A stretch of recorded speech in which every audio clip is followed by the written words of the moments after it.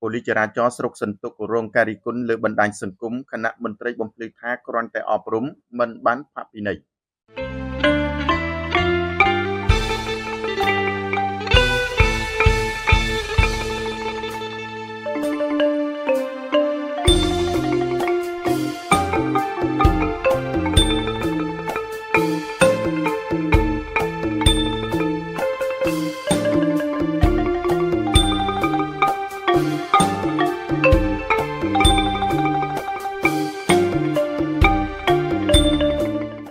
កំពង់ធំកម្លាំងប៉ូលីសចរាចរណ៍នៃអធិការដ្ឋាននគរបាលស្រុកសន្ទុកខេត្តកំពង់ធំត្រូវបានទទួលរងការរិះគន់យ៉ាងខ្លាំងពីមហាជនតាមរយៈបណ្ដាញសង្គម Facebook បន្ទាប់ពីមានការចែករំលែករូបភាពនិងព័ត៌មានពាក់ព័ន្ធនឹងសកម្មភាពត្រួតពិនិត្យនិងអនុវត្តច្បាប់ចរាចរណ៍ផ្លូវគោកនៅតាមផ្លូវលំមួយចំនួននៅក្នុងមូលដ្ឋានយោងតាមព័ត៌មានដែលបានផ្សាយនៅថ្ងៃទី23ខែកុម្ភៈឆ្នាំ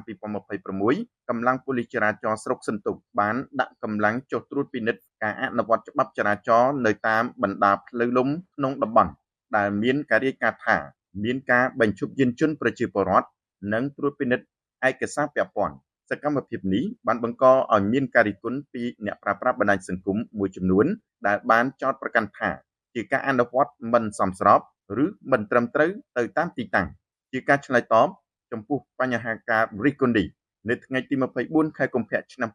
2026លោកឧត្តមសេនីយ៍តូហេងសុផលបានចេញមុខបំភ្លឺជូនសាធារណជនថាសកម្មភាពរបស់កម្លាំងប៉ូលីសមិនមានការផាកពិន័យណាមួយលើប្រជាពលរដ្ឋឡើយប៉ុន្តែគ្រាន់តែជាការអប់រំនិងណែនាំឲ្យប្រជាពលរដ្ឋគោរពច្បាប់ចរាចរណ៍តែប៉ុណ្ណោះលោកបានបញ្ជាក់ថាគោលបំណងសំខាន់នៃការចុះអនុវត្តនេះគឺដើម្បីបង្កើននូវការយល់ដឹងរបស់ប្រជាពលរដ្ឋអំពីសុវត្ថិភាពចរាចរណ៍និងការគោរពច្បាប់ដើម្បីកាត់បន្ថយគ្រោះថ្នាក់ចរាចរណ៍ដែលអាចកើតមានជាមួយគ្នានេះលោកក៏បានធ្វើការណែនាំ